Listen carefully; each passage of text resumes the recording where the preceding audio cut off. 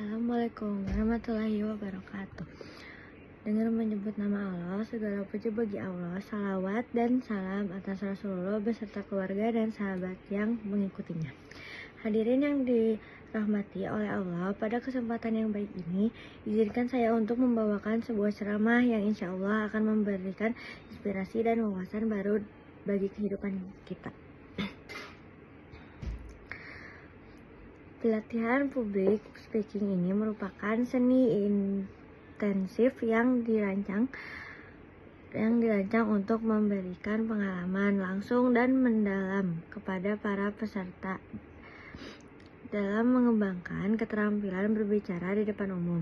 Kegiatan ini tidak hanya berfokus pada teori semata, tetapi menekankan pada praktik langsung, permainan komunikasi, dan interaksi kelompok yang mendorong keberanian, spontanitas, serta penguasaan emosi saat tampil di hadapan audiens. Sesi diawali dengan ice breaking yang menggugah energi dan fokus peserta. Para peserta diajak berdiri membentuk lingkungan, melakukan gerakan ringan sambil menyebutkan nama dan satu keunikan dari diri mereka.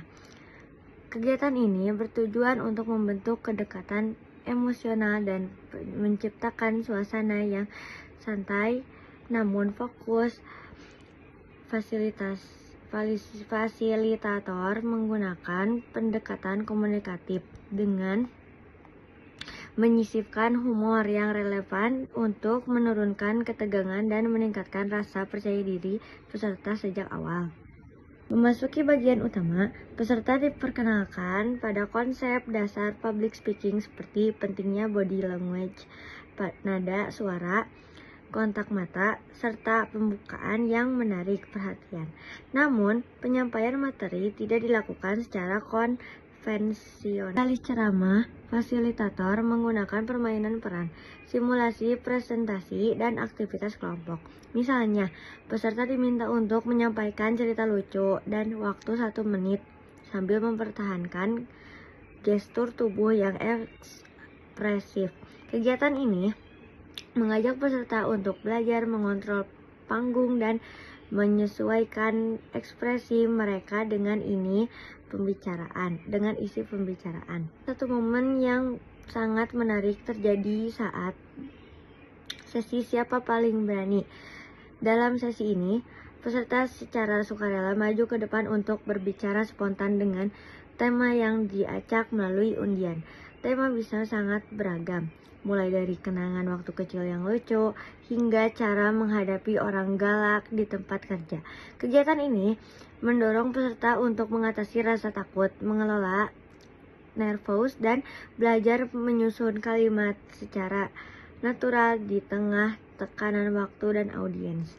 Fasilitator juga menyisipkan teknik dasar hipnoterapi ringan untuk membantu peserta mengatasi mental block dan rasa takut berbicara di depan umum.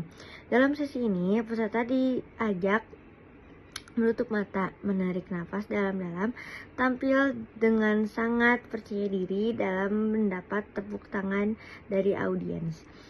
Visualisasi positif ini membantu menciptakan asosiasi emosional yang kuat dalam benak peserta, sehingga mereka lebih siap secara mental saat tampil di sesi-sesi berikutnya. Selain teknik vokal dan pengolahan emosi, pelatihan juga membahas struktur pidato dan presentasi efektif, seperti bagaimana dengan runut dan logis, serta menutup. Di bagian akhir, peserta menfleksikan pengalaman mereka. Banyak yang mengungkapkan bahwa pelatihan ini membuka mata mereka tentang potensi yang selama ini tertahan oleh rasa takut dan keraguan. Beberapa peserta yang awalnya enggan tampil, akhirnya mampu berbicara dengan penuh semangat dan keyakinan. Energi ruangan